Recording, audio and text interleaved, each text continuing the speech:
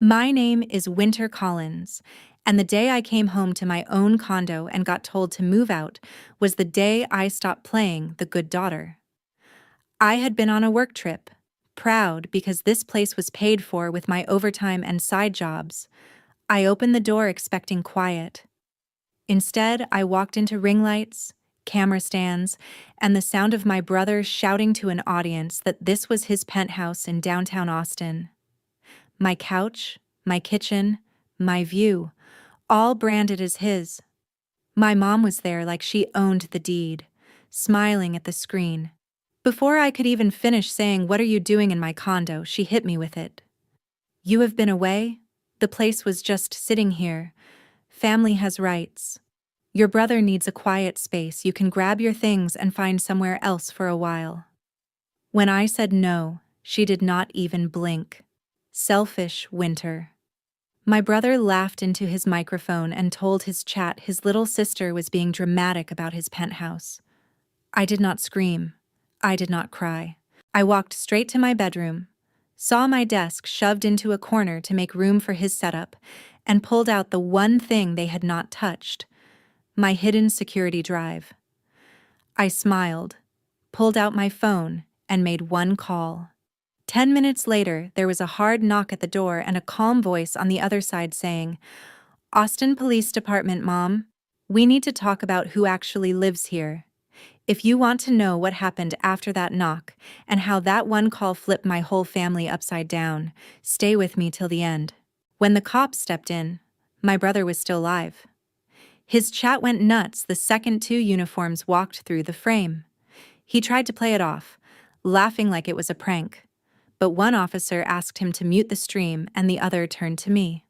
"Mom, do you live here?" I handed over my ID and condo registration before my mom could open her mouth. The officer glanced at the paperwork, then at me, then at Logan. "So you are Winter Collins, the owner, and you did not give permission for all of this." My mom jumped in then. "Officer, this is a family thing. My son is just staying here," she said, all polite. "We are just helping each other. No big deal." The officer looked around at the ring lights, the stacks of merch, the whiteboard with content goals plastered across my wall. He told them flat out this looked like a business setup in a residential condo, and that if I, the owner, had a problem, they needed to fix it. He said it was mostly a civil issue, but he logged the complaint and warned them that any more noise or trouble and building management could escalate. After they left, my mom turned on me in the hallway. "Happy now, Winter. You embarrassed your own family in front of the police." I just said, "I am changing the locks. You have until tonight to get out." Then I did exactly that. I had the smart lock company on speed dial, and within hours, Logan's access code was dead, and my phone was the only one that could open the door. That night, I got the group text: "Family meeting at your condo tomorrow, no excuses." The next day, they showed up like it was some intervention. My mom, Deb, marched in first with a binder like she was about to pitch me a real estate deal. My dad, Gary, followed, hands in his pockets, doing that fake calm thing he does when he wants to manipulate a situation. Logan came last, no camera this time, but still dressed like he was about to film a sponsorship. My mom spread some printouts on the kitchen island. Airbnb listings, temporary rentals, ideas for me. "So here is what we think makes the most sense," she said, like it was already decided. "You are traveling so much for work, Winter. You do not really need to be in the city all the time. There is a cute little furnished place in Round Rock you could rent for 6 months. Cheaper, quieter. Logan can keep using the condo downtown for his content. It is good exposure for the family." My dad nodded. "This streaming thing is real money now. He is about to sign with a travel brand. If he looks stable, successful, it helps everyone. You can come back on weekends. It is just for a while." I stared at them. "You are seriously asking me to move out of my own home so your golden boy can look rich on the internet?" Logan rolled his eyes. "It is not that deep, Winter." The condo was sitting empty. I turned it into something valuable. Family has rights, remember? When I did not answer, he smirked. Chat loved it, by the way. Penthouse content is killing. I pulled out my phone and opened his latest video. He had done a tour of my place, calling it my penthouse in downtown Austin, my skyline view, my office, my bar. He never mentioned my name. He told people he had bought the place with ad money. My stomach turned. I zoomed in on one frame and showed it to them. See this envelope on the counter? That is my bank statement. My mom brushed it off. Details. We are building something bigger here. You always said you wanted us to be okay.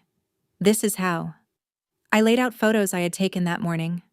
Scratches in the hardwood from his equipment, coffee stains on my leather couch, adhesive marks on the wall where he had ripped off panels to hang a giant neon logo. I pulled out an email on my phone from a bank I did not even use. Welcome to your new business checking account, Winter Collins. Only the account number was not one I recognized. Logan's face flickered for half a second. I kept going. I know you used my full legal name and this address to open accounts, to sign up for donation platforms, maybe more. He tried to laugh. It is just paperwork. You know how these platforms are. I just needed something verified. You hardly even live here. I did not trust myself to speak anymore, so I wrapped it up. You have 24 hours to get every piece of your gear out of my condo. No more filming here. No more using my name or my address. After that, I am done talking. He scoffed and stormed out, my parents trailing behind him, still muttering about me ruining everything. I did not chase them. Instead, I texted my coworker and friend, Nina. You used to watch my brother's channel, right? Come to the coffee shop. I need you to see something. An hour later, we were sitting in a corner booth with my laptop between us. I pulled up old VODs, the penthouse tour, the night parties, the casual shots where he flashed my credit card like it was his. Nina watched as he ordered takeout, my name half visible on the receipt, as his chat spammed rich life and goals. Her face fell. I thought he was grinding and traveling and hustling, she said quietly. I did not know he was just draining you. I felt something inside me click into place.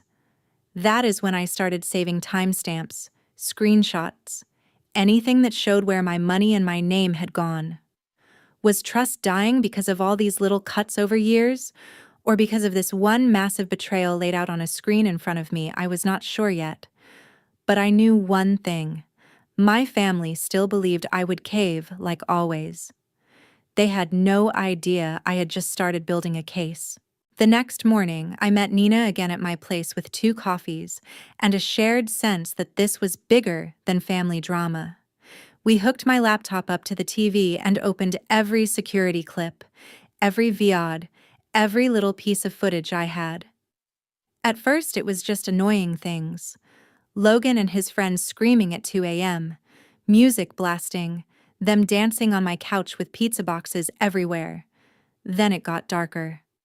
Clips of him flipping through my mail on camera like it was a prop.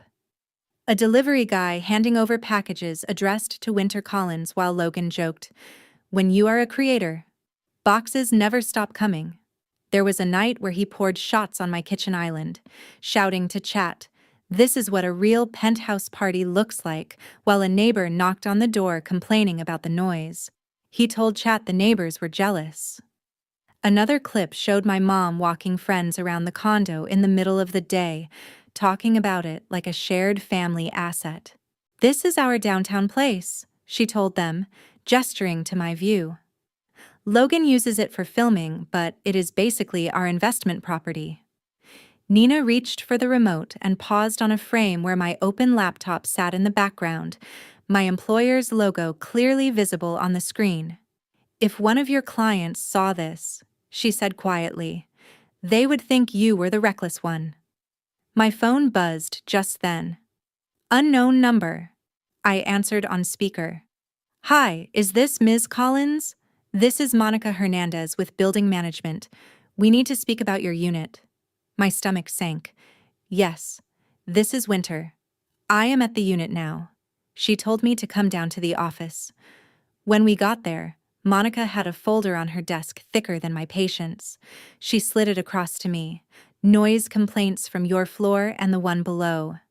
Reports of filming in the hallway. A note about multiple strangers with cameras buzzing other units by mistake. Photos from the overnight security guard showing a ring light setup visible from the hallway. She tapped a page near the back. And this is the police report from the call the other day. It lists you as the owner and complainant. Unlike my family, Monica did not talk to me like a child. She talked to me like a responsible adult with a problem. I want to be very clear, she said. Our bylaws do not allow commercial operations like a content studio out of a residential unit without prior approval. If this continues, the HOA can fine you heavily, and in extreme cases they can pursue legal action. It all lands on you, not your guests. Nina watched my face as I flipped through the complaints. Words like excessive noise, suspected commercial filming, unauthorized guests. Safety concern jumped out at me like sirens. I felt heat climb up my neck. So either I stop this, or I pay for it forever. Monica nodded. I know it is complicated when family is involved, but I need you to understand the board only sees your name. I signed a form acknowledging I had been warned and promised there would be no more filming or parties. The second we stepped out, I called my mom on speaker. You knew there were complaints, I said. Security talked to you. Why did you not tell me? She sighed dramatically. Winter. It was just a few knocks on the door. People are sensitive. We handled it. You are blowing this out of proportion. I stared at the HOA letter in my hand. They sent police. The building manager has a file on me. This is not a small misunderstanding. My dad chimed in from the background. Look, kiddo, this can all be fixed. Once your brother's deal goes through, we can help you with fees if there are any. Don't nuke the golden goose over some paperwork. That line hit me harder than all the insults. I hung up mid-sentence. Nina raised an eyebrow. They really think you are the one who has to bend. I exhaled a shaky laugh that did not feel like a laugh at all. They always have. Not this time. Back upstairs, we went back to work. I made a spreadsheet because that is what a cybersecurity engineer does when her life turns into a breach. Dates, times, dollar amounts. Uber Eats charges that were mine on paper but not in reality. Streaming donations hitting accounts opened under my name. Brand emails referencing the condo as his asset. Clips where he lied about ownership. Every incident that could show a pattern, not just a bad week. Nina watched me type. You know this is starting to look like more than just a family argument, right? She said. This is fraud, identity theft. You cannot talk them out of this. You need someone who speaks lawsuit. I looked at the pile of evidence on my screen and the folder from Monica on the table. For once, I did not feel crazy or overdramatic. I felt like the only sane person in a family that had decided my life was theirs to monetize. I opened my browser and typed in 3 words I never imagined I would need. Identity theft attorney, Austin. As the search results loaded, I felt something in me settle. I was done begging my family to respect me. I was about to let the law explain it for me. The first lawyer I called did not pick up. The second had an assistant who sounded bored. The third, a guy named Daniel Reed, who specialized in civil litigation and identity theft, answered himself. I gave him the 2-minute version on the phone, expecting him to brush me off. Instead, he said, "Bring every document and video you have. Today, if you can." His office was in a glass building not far from my own.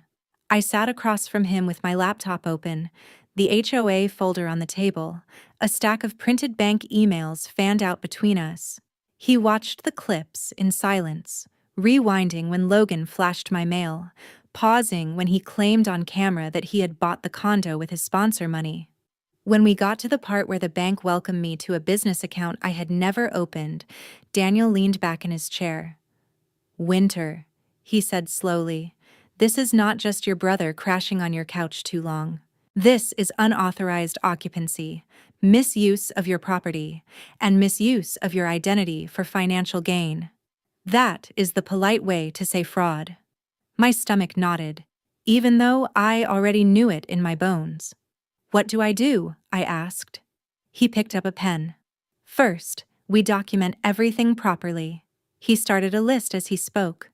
"Civil side, we file a complaint for damages to the condo and wrongful use of your home as a commercial set. We send a cease and desist letter demanding he stop using your name, your address, your image, and your property in his content. We include your parents because they clearly facilitated this.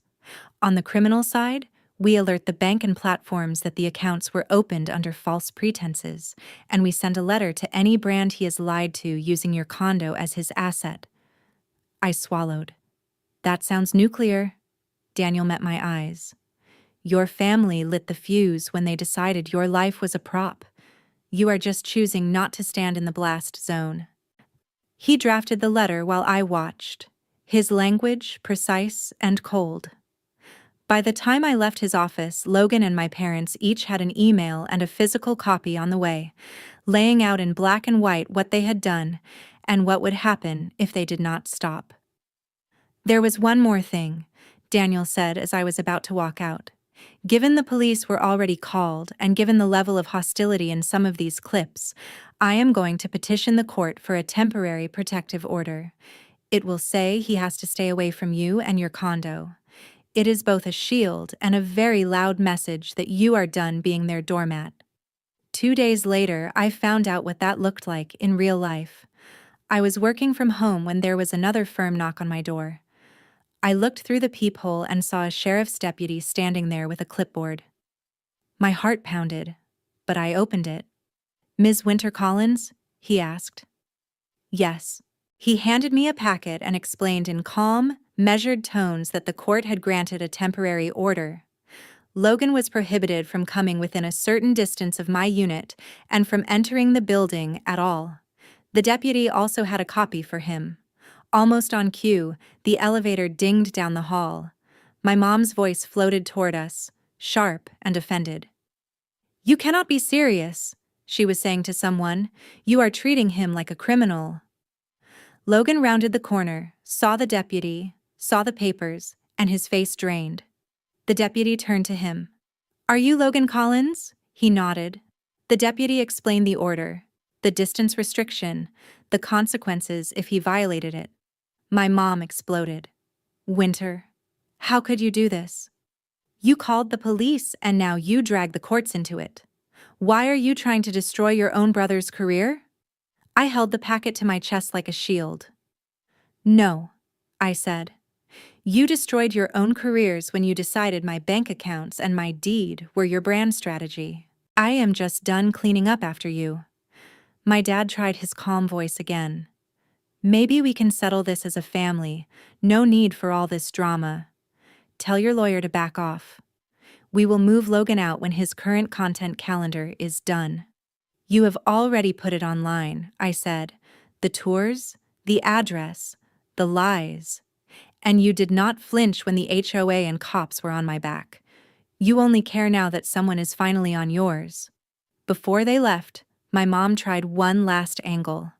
"If brands hear about this, they will pull out. You are sabotaging him." I almost laughed. Daniel had already mailed letters to the main travel company Logan bragged about. He had laid out that Logan used a condo he did not own in his pitch deck, that he opened accounts under a name that was not his. Was it sabotage to tell the truth after someone built a career on your stolen foundation? I watched them walk away down the hall, clutching the court papers like they were the insult, not the consequence. For the first time in weeks, I did not feel cornered. I felt like the floor had shifted back under my feet, even if the people on it were still angry. People say, "Justice is slow," I thought as I closed my door. But when you have proof, it does not have to be silent. My family had ignored every boundary I tried to set quietly. Now they were going to learn what it felt like to run into one made of law. The hearing was technically called mediation, but nothing about it felt soft. I walked into the downtown courthouse with Daniel at my side, clutching a folder of printouts that basically documented the slow theft of my life. Logan was already there with some bargain attorney who looked like he had been hired yesterday. My parents sat behind him, my mom's arms folded tight, my dad staring at his phone like he wished he could swipe left on the whole situation. We sat at a long table, the mediator at the head, a court reporter typing quietly in the corner. Daniel started by laying out the basics. I own the condo outright. I never gave permission for it to be used as a studio or a business address.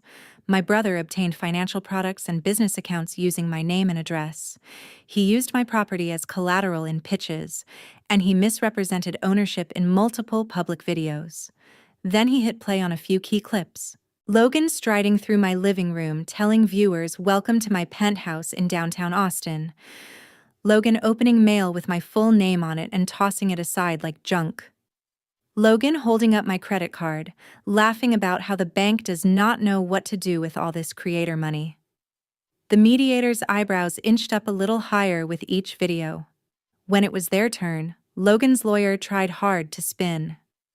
"This is a misunderstanding within a family," he said. My client believed, based on conversations with his parents, that the property was a shared family investment. He used some imprecise language online, but there was no malicious intent. Logan chimed in, sounding more sulky than sorry. "It is just content. People exaggerate. Everyone in this space does." The mediator looked at me. "Ms. Collins, how has this impacted you?" I swallowed. "Financially," I said, "I am looking at thousands of dollars in damage to my unit, plus potential HOA fines, plus the risk that my employer or clients see these videos and think I am the one hosting wild parties and filming brand deals out of my condo. Legally, my name is now tied to accounts I did not open. Emotionally, I sleep in a place that strangers online think belongs to someone else. My own family treated my home like a set, and my bank account like a donation link. I am the only one on the paperwork, but somehow I am the last person they considered." Daniel slid a document across the table. "This is a preliminary accounting of the damages," he said. "Cost to refinish the floors, professional cleaning, repainting, replacement for items beyond repair, estimated attorney fees. We are seeking full reimbursement." Additionally, he turned to Logan's side. "Your client will agree in writing to cease using any image, video, or description of Ms. Collins's property, name, or identity in his content or business paperwork. And he will cooperate in correcting any false filings with banks and brands." Logan scoffed. "I do not have that kind of money. You are trying to ruin me." Daniel did not blink. "You ruined yourself when you built a business on something you did not own. This is just the bill." As if on cue, Logan's phone buzzed on the table. He glanced down and his face went pale. My mom whispered, "What is it?" His lawyer asked for a short break. When they came back, the lawyer spoke in a lower, tighter voice. "It seems one of the primary brands Mr. Collins was negotiating with has terminated discussions. They received a letter from counsel and have concerns about misrepresentation." I kept my face neutral, but inside something unclenched. That letter was from Daniel. There was also another email apparently. A second brand that had already paid a deposit was demanding their money back, citing a morality clause and the police involvement at the condo. The mediator cleared his throat. "Given these developments, it may be in everyone's best interest to reach a structured agreement quickly." In the end, the terms were simple on paper, but heavy as stone. Logan had to vacate any claim to my condo, on camera and off. He had to pay for the damages in installments, plus a portion of my legal fees. He had to sign documents admitting he had opened accounts using my name without consent. The mediator also noted that the case file would be sent to the district attorney's office to decide if criminal charges were appropriate for the identity theft portion. My parents were listed in the civil agreement as parties who had benefited from the misuse of my property and could be pursued for part of the damages if Logan defaulted. When the mediator asked if I agreed, I thought about being a kid paying for my own school supplies while my parents threw parties. I thought about buying my first used car with savings while they co-signed a nicer one for Logan. I thought about walking into my own home and being told to move out. I signed. My mom grabbed my arm in the hallway afterward. "Winter, you cannot really mean to make him pay all of that," she hissed. "He will be ruined." I gently pulled away. "He is not being ruined," I said. "He is being required to pay for what he broke and what he stole. There is a difference." My dad tried the soft approach. "We might have to sell the house to help cover some of this. Is that what you want to hurt us too?" I looked at them. Really looked. For once, I did not fold. I did not offer to fix it. I just said, "What I want is to not be the only one paying for everyone else's choices anymore." A week later, Nina sent me a link. Logan's follower count was dropping fast. Comment sections filled up with people asking why the penthouse content disappeared and why he had been streaming from a bare room with a mattress on the floor. Word travels in creator circles. Brands are skittish. Once fraud and police reports enter the chat, collaborations dry up. I watched his latest video in silence. No neon sign, no skyline, just a guy in a cramped space saying he was taking a break to figure things out. For the first time since this began, I let myself feel something close to satisfaction. Imagine watching the same people who called you selfish for protecting your own home finally face a fraction of the consequences they tried to dump on you. Would you feel guilty, or would you, just for a moment, feel like justice actually existed? The day Logan handed me the first check felt less like a victory and more like a weird, quiet funeral for the version of my family I used to pretend we were. It happened in Daniel's office, not in a house or a restaurant or a cozy living room like some movie about reconciliation. Just fluorescent lights, a conference table, and a stack of legal pads. Daniel sat at the head, flipping through paperwork. A probation officer was there too, leaning against the wall with a tablet. Logan walked in last. No flashy clothes, no camera bag, no neon sneakers.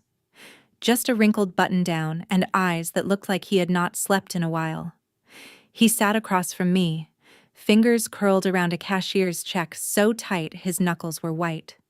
The probation officer spoke first, going through the terms like he had done this 100 times with other people. Logan had taken a plea deal on the identity theft charges. He avoided jail, but he was on probation for the next 2 years. He was required to pay restitution to me in scheduled amounts. He had to perform community service. He could not open any new financial accounts without approval. He could not use anyone else's name, address, or property in his business or content, not even with so-called verbal permission.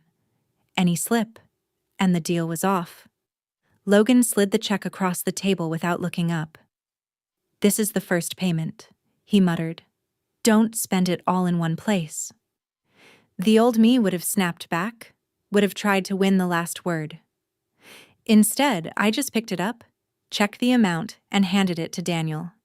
He copied the details, marked it as received, and filed it away like it was any other line item in any other case.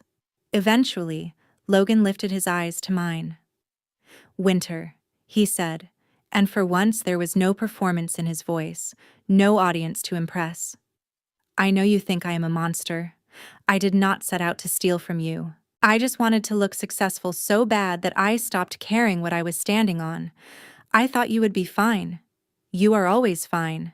The thing is, that was exactly the problem. I had been the one who was fine for so long that they truly believed I was a resource, not a person." I could see the weight of it starting to land on him now that sponsors were gone and followers had moved on. I am living in a shared place out past the city limits, he went on. No lease in my name yet. Nobody really wants to rent to the guy with a fresh fraud case on his record. I am working at an electronics store, selling cameras I used to unbox for fun on stream. Customers have no idea who I am. Maybe that is better. He swallowed hard. I know this does not make up for anything, but I am sorry. I am sorry I used your name. I am sorry I treated your condo like a set. I am sorry I laughed when Mom told you to move out. I did not say it was okay. I did not tell him I forgave him. I just said, I believe you are sorry. That is not the same thing as trusting you. He nodded, like he had expected that. The probation officer cleared his throat and went over the last bullet points. Any contact between us had to stay civil. No showing up at my home or job. No online posts hinting that I wronged him. When they left, I watched from the window as Logan climbed into the passenger seat of a dented car instead of his old sponsored SUV. He looked smaller somehow, not just physically, but like the idea of him I had carried around my whole life had finally shrunk down to human size. Later, my parents tried their own version of that meeting, this time without lawyers present. They called from the tiny apartment they had downgraded to after selling their house. The background was cluttered and dim, a far cry from the glossy space they used to brag about. My mom was still angry, but underneath I could hear something like fear. Your brother is struggling, Winter, she said. We are all struggling. We cannot go to the same church anymore without people whispering. Dad's old golf buddies do not return calls. This followed us. I almost reminded her that they were the ones who tied their image to his fake success, that they had chosen the pedestal he fell from. Instead, I said quietly that I was sorry they were hurting and that I hoped they would figure out how to rebuild without using me as the foundation next time. My dad asked if there was any way we could all sit down, maybe film some kind of joint statement, clear the air, help Logan rebuild his brand while showing we are still united as a family. He framed it like a healing thing, but I heard the old pattern underneath. Turn our pain into content. Turn my boundaries into a storyline. I told him no. No cameras, no statements, no public narrative where I am the villain who forgave too late or the saint who forgave too early. If there is any rebuilding, it happens off screen. He did not like that answer. My mom accused me of clinging to resentment, of choosing pride over family. Maybe from the outside, it did look like pride. From the inside, it felt like survival. Some people only realize they have gone too far when the judge signs the papers and the sponsors walk away. Some only cry when the cameras are off and the handcuffs stay on someone else's belt, but do not feel far anymore. When those same people finally come to you, asking for one more chance, one more compromise, one more time you put their comfort above your safety, do you open the door again, or do you finally, fully choose your own peace? A few months later, my condo finally felt like mine again. The neon reflections were gone from the windows at night. The walls were repainted, the hardwood floors refinished, the dents and scratches erased. I upgraded my security system, not because I was afraid of strangers, but because I had learned the hard way that sometimes the real threat comes with a spare key and your last name. My days went back to something that looked normal on the outside. I worked my cybersecurity job, grabbed tacos with Nina after late releases, went to yoga on weekends. But inside, things were not the same, and honestly, that was the point. One night, Nina and I were on my couch, the new one that did not smell like spilled energy drinks. I told her I had written everything down, not for a lawyer this time, but as a long anonymous post on a forum where people share stories about toxic families and financial abuse. I changed the names and the city, but the bones were the same. My brother taking my condo, my parents defending him, me finally choosing myself, and the legal mess that followed. I hit post and closed my laptop, not expecting much.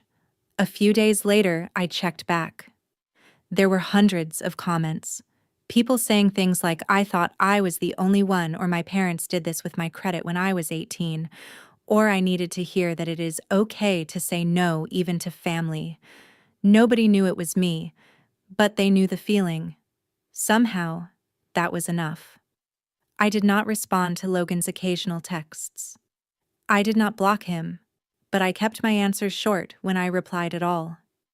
I hoped, privately, that he really was changing, that the guy selling cameras in a strip mall would learn something the penthouse persona never could.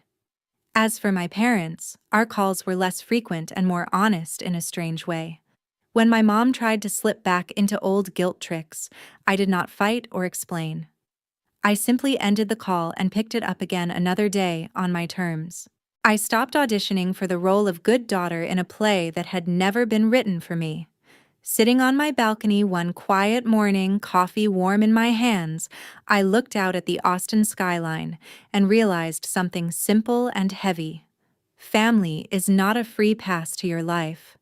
Sharing blood does not automatically give anyone rights to your home, your money, your future, or your sanity. Love without respect is just control dressed up in prettier words. People online love to say family is everything, but they never finish the sentence. Family is everything. When they act like family. When they do not, you are allowed to step back. You are allowed to draw a line. You are allowed to say, this is mine and you cannot have it, even if they do not understand. I am not here to tell you that cutting people off is easy, or that going to court against your own brother will not keep you up at night. It will. I still have moments where I miss the idea of us I carried in my head. But every time I unlock my door and step into a home that is peaceful and truly mine, I remember why I did it. Boundaries are not a betrayal. Sometimes they are the only way to protect the part of you that still believes you deserve better.